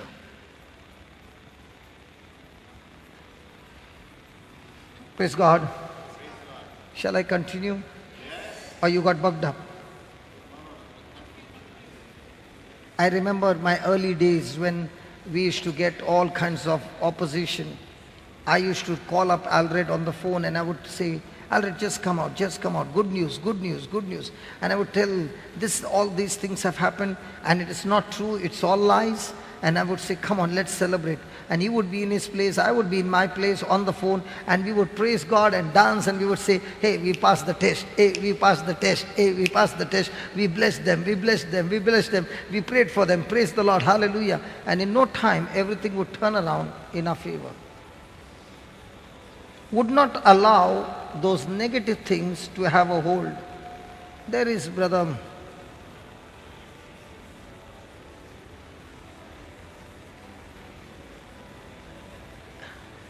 my God, you know who is sitting next to you? Alvin. Alvin.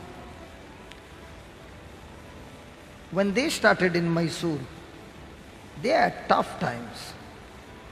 And because they were associated with me, they had everywhere accusation, everywhere those things. There was one rule in the team. The more the accusation, the more the opposition, the more we operate in love. And it went on. Now how many years, brother? 7 years. But in 7 years, the Lord took them from glory to glory. Believe me, I don't like to go to Mysore. You know why I don't go to Mysore? Because they are doing such a fantastic job, so much of preaching, so many lives are being changed. If I have to go to Mysore, I go in a secret just to meet them and come back. But I don't like to go and preach because, you know, the Lord is doing marvelous things through my brothers. I can say thousands of Hindus have given their life to Jesus, non-Christians. But before that could happen, they were shot bullets from all sides of words, not the ones I saw in Nigeria. Praise God, hallelujah. But at that time, they have been trained. When opposition comes, negative tongues, accusation comes, and all those things come, open your mouth and say, Lord, teach me to love. Lord, teach me to love. Lord, teach me to love. And remember, the more and more the character of love, the more and more the blessings of God. Blessing of God always is in proportion to character. The more you develop the character of Christ, the more you will see the blessings of Christ. Just because I'm preaching, but not a character of Christ, then the blessings will not show up. So every opposition, every test, every temptation, all that is happening in our life is only for one purpose, to make us more and more like Jesus. God's purpose of all those trials that are happening in our life is only for one purpose. how quickly I can respond like Jesus and become like Jesus. That's all. And God's desire is that all his children imitate Christ and become like Jesus. Thank you, Jesus. Praise the Lord. Hallelujah. Yeah, put the slide, brother. Sometimes the battle will consist of moment by moment fight. Moment by moment fight, which means we must be diligent, steadfast, and immovable concerning the word. Praise God. It's a moment by moment fight. Now, you read 1 Peter 3:9 and you did those things. And the people who are coming against you have not changed. In fact, the attack has become more than before. Are you going to quit? Hello? Is my obedience to God's word based on result that I see, or is my obedience to God's word is based on my love for Jesus? See, if my prayer and all that I do is based on manifestation, then when those things don't manifest, my faith starts wavering. But if my relationship with God is based on only one thing, because I love you, Jesus, I'm going to do it for you, that person is no longer wavering. And that's why a battle is not a one-time battle, it's an everyday battle. It's a battle by battle by battle, moment by moment, a fight where you're training your mind that I'm not going to blow my fuse off. Praise God. You remember in the cooker, suddenly that whistle goes up, shh, like that. Sometimes our fuse goes off, that time, shh. Does it happen? Thank you, Jesus. Can I use your testimony, Alvin, about your situation with your spouse? You had a situation with your spouse and a counselor said what? Before you met me.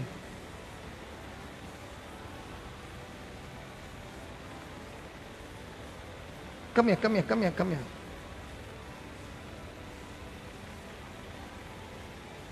Don't take the name of the counselor.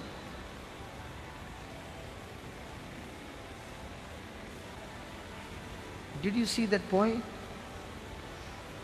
Did you see that boy? He came for the retreat to play video game.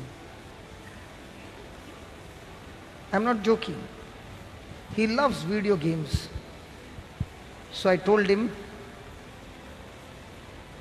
do you really love to play video game? He said, yes, I love. And I said, will you play the video game that I will give you?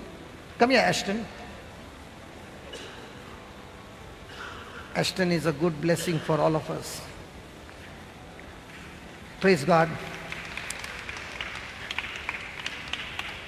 Ashton loves video game. Now she loves. See? You love to play video games? Yes, brother. Yes, brother. Praise God.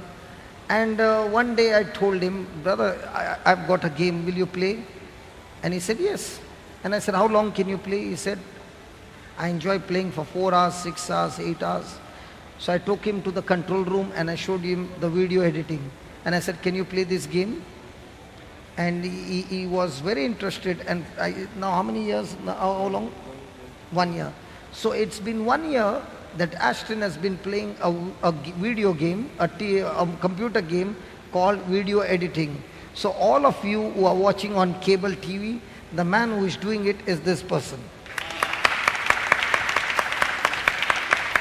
All of you who are downloading MediaFire, Baba, MediaFire, you are saying, no brother, thank you. It's not me. This person is doing it. Hallelujah. But the same person loved to play games which did not benefit. And I told him one day, listen, if you play the game I teach you, a time will come, you will be dead and gone, I'll be dead and gone. But our games will never be dead and gone. The game still continues, because now you said, this baby said to me, okay? She said, 1 year I've been downloading from MediaFire files and it has changed my life. Now imagine from 1 year, what you have been doing there has changed your future. So this is only one example. So when you are dead and gone, I'm dead and gone, the game still continues. And when we reach in heaven, those who are playing the game along with you, they will say, thank you very much for your game. God bless you. Isn't that wonderful? So when Ashton came, that time Ashton was very, very nervous, very, very simple, okay? But the more and more the pressure came, today Ashton looks after everything in the audio. In the beginning you could not do it. Now you have become an expert. Yeah. So in the same way, in the beginning when you read the Bible, you can't do it. But praise God, when you practice it, you become an expert. Okay, praise God. Yeah. Oh, you brought him for translation. He doesn't trust my translation. Doesn't matter. Okay, tell us. You know why I brought him? Today, if his marriage is okay, it's okay because he got the right counseling. But at that time, what counseling he got, today he would have been with a broken marriage. Yeah, go ahead. ನಾನು counsellor ಹತ್ರ ಹೋದಾಗ counsellor ನನಗೆ ತಿಳಿಸಿದ್ದು ಅಹಂಕಾರಿಗಳಿಗೆ ಉದಾಸೀನವೇ ಮದ್ದು ಎಂಬುದಾಗಿ ಒಂದು quotation ಕೊಟ್ಟು Bible ಒಂದು ವಾಕ್ಯವನ್ನು ತೆಗೆದು ಆ ವಾಕ್ಯವನ್ನು ಕೊಟ್ಟಿದ್ದು. This brother went to a counselor. The counselor said, see, your wife is in pride. If you don't talk to her for 2 months, she'll become okay. Don't talk to her, he said. ಅಷ್ಟು ಮಾತ್ರ ಅಲ್ಲ, ಮಾತಾಡೋದು ಮಾತ್ರ ಅಲ್ಲ, ಅವರು ಊಟನೂ ಕೊಡಬೇಡ, ಏನು ಕೊಡಬೇಡ, 2 ತಿಂಗಳು ರೇಷನ್ ತಂದು ಹಾಕಬೇಡ ಎಂಬುದಾಗಿ.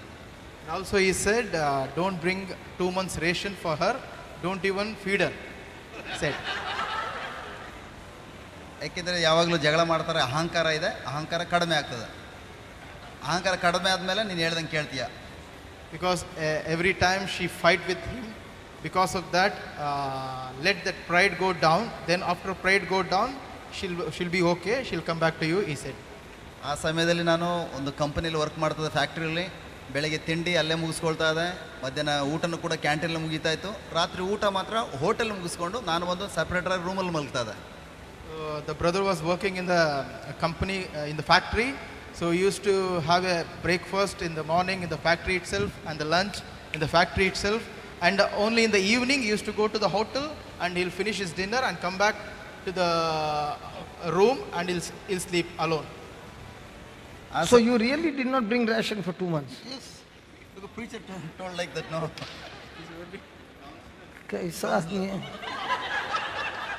You really did not bring. I'm hearing it for the first time. Yes. I thought you only got the counseling. You actually practiced? Yes. No. ನಾನು ಆ ಸಮಯದಲ್ಲಿ ನನ್ನ ಪಕ್ಕದ ಮನೇಲಿ ಒಂದು ಬ್ರದರ್ ಇದ್ದರು, ಅವರ ವೈಫು ಊಟ ಎಲ್ಲ ಸಪ್ಲೈ ಮಾಡ್ತಾ ಇದ್ರು. ಆ ಸಮಯದಲ್ಲಿ ನನ್ನ ಹೆಂಡತಿ 1.5 ತಿಂಗಳು ಬೇಬಿ ಡೆಲಿವರಿ ಆಗಿದ್ದಂಥ ಬೇಬಿ ಇತ್ತು. So brother's wife, the neighbor house, they used to supply the food for his wife, and that time the brother's wife having a small baby. Shiny was a baby, yeah, the first baby. 1.5 months. Imagine what a man is. Because preacher told like that, no? That's why. No. He's a preacher. He is also preacher, counselor. Yeah. Counselor. Then.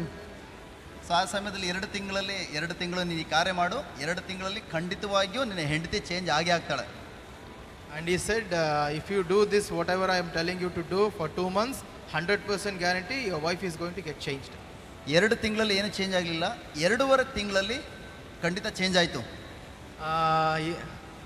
He waited for 2 months and nothing changed, but after 2.5 months, something changed. Fantastic. Yes. She left you and went. Yeah, tell me. 2.5 ತಿಂಗಳಲ್ಲಿ ಎಲ್ಲ ಗಂಟು ಮುಟ್ಟೆ ಕಟ್ಕೊಂಡು ನೀವು divorce ಕೊಡ್ತೀನಿ, mummy ಮನೆಗೆ ಹೋಗ್ತೀನಿ ಅಂತ ಹೋಗ್ಲಿಕ್ಕೆ ರೆಡಿ ಆದರು. So after 2.5 months, she packed all her bags and she said, I'm going to give divorce to you, I don't want to live with you.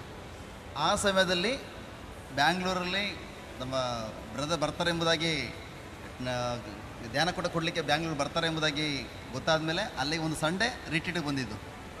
Brother came to know, this brother came to know that Brother Johnson is coming to Bangalore on Sunday, one Sunday, and somebody told him that, why don't you go for the retreat? So ಆ ಸಮಯದಲ್ಲಿ ಇವ್ರನ್ನ ಬಂದು ಭೇಟಿ ಮಾಡುವಾಗ afternoon ಮಧ್ಯಾಹ್ನ ಇವ್ರನ್ನ ಭೇಟಿ ಮಾಡಿದಾಗ ಇವ್ರು ಕೇಳಿದ್ದು ಎಲ್ಲ ಮೈಸೂರಲ್ಲಿ ಪ್ರೇಯರ್ ಮೀಟಿಂಗ್ ಎಲ್ಲ ಹೇಗೆ ನಡೀತದೆ, ಫಸ್ಟ್ ಕ್ಲಾಸ್ ನಡೀತದೆ brother, what about your family, ಆ ರೀತಿ ಇವರು ಪ್ರಶ್ನೆ ಕೇಳಿದ್ರು. So on that day he asked, brother asked the Mysore team, like, how is the prayer meeting is happening in Mysore. That time he told about that. How is your family going on? ಯಾಕಂದರೆ ಇವರು 2007ರಲ್ಲಿ 2007ನಲ್ಲಿ ಇವರು first retreat ಕೊಡಲಿಕ್ಕೆ ಮೈಸೂರಿಗೆ ಬಂದಿದ್ದು. ಆ ಸಮಯದಲ್ಲಿ ಅದೇ brother ರಿಟ್ರೀಟನ್ನು conduct ಮಾಡಿದ್ದು. So this Brother Johnson had come to Mysore on 2007. That time that the same counselor had arranged that retreat. ಹಾಗಾಗಿ 2010ನಲ್ಲಿ ನಾನು ಇವ್ರನ್ನ ಫಸ್ಟ್ ಟೈಮ್ ಬ್ಯಾಂಗ್ಳೂರಲ್ಲಿ ಭೇಟಿ ಮಾಡಿದಾಗ ಇವ್ರು ಕೇಳಿದರು ನಿಮ್ಮ ಫ್ಯಾಮಿಲಿ ಹೇಗಿದೆ ಎಂಬುದಾಗಿ ಕೇಳುವಾಗ ಆಗ ನಾನು ಹೇಳಿದೆ, ಫ್ಯಾಮಿಲಿ ಈ ರೀತಿ ಆಗಿಬಿಟ್ಟಿದೆ, ಪ್ರೇಯರ್ ಮಾಡ್ತಾ ಇದ್ದಾನೆ, ಫಾಸ್ಟಿಂಗ್ ತೆಗೆದುಕೊಳ್ತಾ ಇದ್ದಾನೆ, ಆದರೂ ಕೂಡ ನನ್ನ ಹೆಂಡತಿ ಚೇಂಜ್ ಆಗ್ತಾ ಇಲ್ಲ. So when 2007 Brother Johnson came that time, brother was with that counselor only. Then 2010 first time he met Brother Johnson in Bangalore, and he asked Brother Johnson asked him, how is your family going on? And he said, not well. And brother is telling to change his family, to change his wife, he took fasting, he took everything, but it did work. ಆಗ ಇವರು ಏನು ವಾಕ್ಯ Change his wife?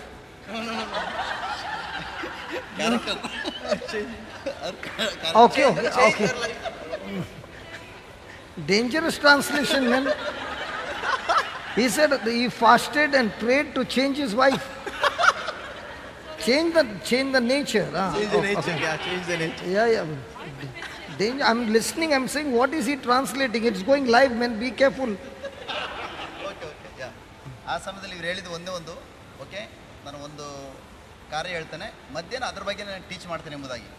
Just ನೀನು ಎಲ್ಲಿಯ ತನಕ ನೀನು just ಒಂದು ಸತ್ತ ನಾಯಿ ಥರ ನಿನ್ನ ಕುಟುಂಬದಲ್ಲಿ ನೀನು ಚೇಂಜ್ ಆಗಲ್ವೋ, ನೀನು ಹೆಂಡತಿ ಚೇಂಜ್ ಆಗಲ್ಲ, ನೀನು ಹೆಂಡತಿ ಕರೆಕ್ಟಾಗಿದ್ದಾಳೆ, but you have to change.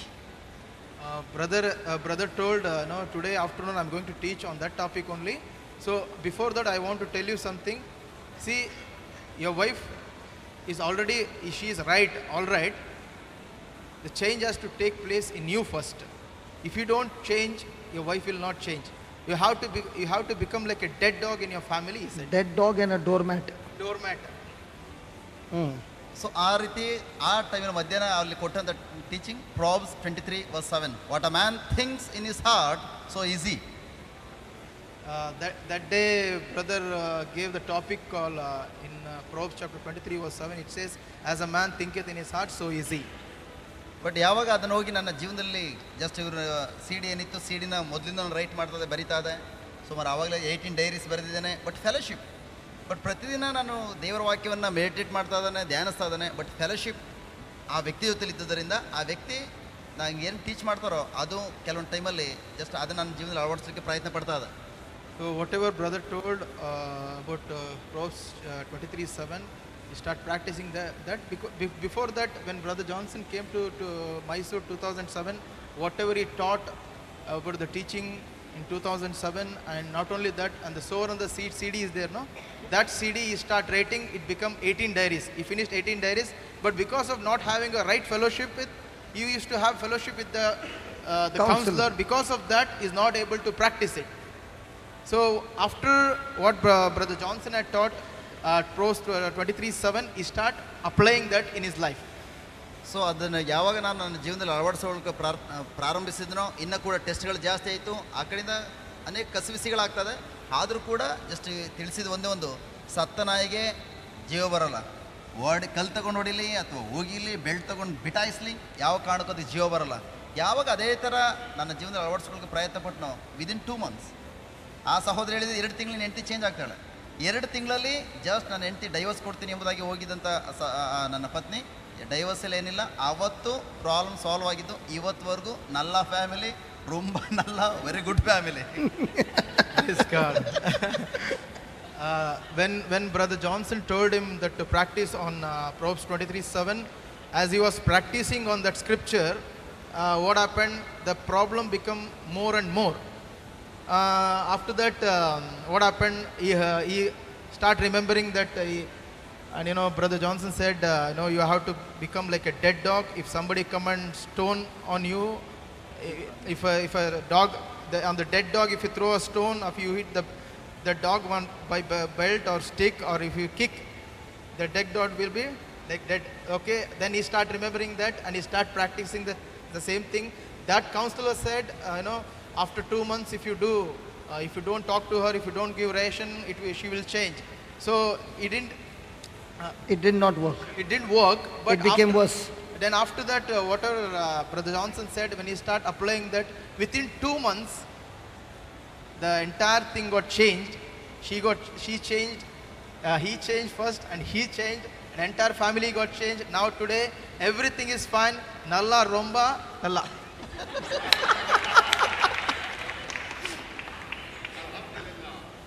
Hallelujah. Hallelujah.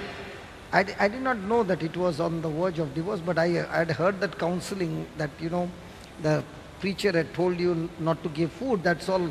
But I did not know you really practiced for 2 months. Praise God. He is a doer of the word, man.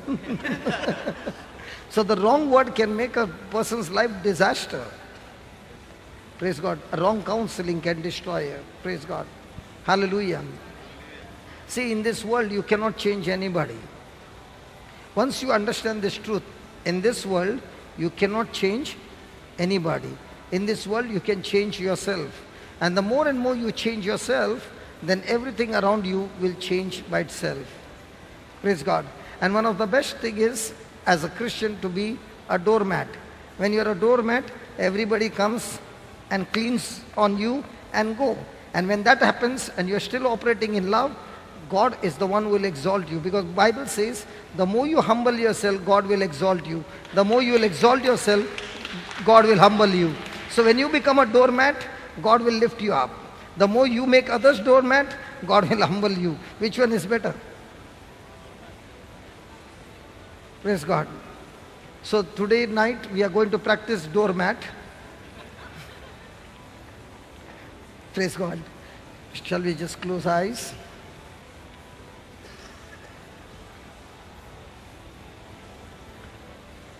What we learnt in this testimony is the counseling was wrong. The suggestion was wrong. The advice was wrong because it contradicted God's word. Instead of the marriage being healed, the marriage got more and more sick and came to the verge of divorce. But when this brother took that advice, as a man thinks in his heart, so is he, and made a decision that I will be like a dead dog. I'm not going to retaliate. I'm not going to give back, but I'm going to take everything patiently. I will begin to become a doormat. No matter how she treats me, but I'm going to love her. I'm going to go out of my way to do good. It was a battle, a moment by moment battle. And as he began to do that, keeping his eyes fixed on Jesus, diligently, steadfastly, focused on the word of God, and would not move or waver, everything turned in his favor. Heavenly Father, we thank you, we praise you for showing us with practical examples and practical life-saving testimonies, marriage-saving testimonies, Lord, that you called each one of us to humble ourselves before you. And the more and more we humble ourselves by being teachable, by not taking offense or becoming bitter or giving into bitterness, by being single-minded, by being a doer of the word, by being all the time excited about the relationship with you, Lord, the more we humble ourselves in renewing our mind to your word, Lord, you have promised us that you are the one who will exalt us. There are times, O Lord, that we refuse to humble ourselves. Pride and ego takes over. And in the midst of all that, it only brings destruction. The advice that was given was not from the word of God. It was an advice of revenge. It was an advice of ego and pride. And that wrong advice, when he believed the lie, a lie is a lie, it brought destruction. Father, in this world we have lots of counselors. Counseling that comes from the media, counseling that comes from the TV, counseling that comes through magazines, through films, through chats, different kinds of counseling. Help us to recognize the counseling, Lord, that this counseling is your counseling according to your word. Because when we believe in a counseling that's not your word, it will only bring destruction and chaos in our life. Lord, thank you for showing us again and again how important it is that what we think in our mind reaches us to our destination. Even though the situation was bad, but when he made a choice to operate in love, love healed the wounds of the wife. Love brought change in the wife.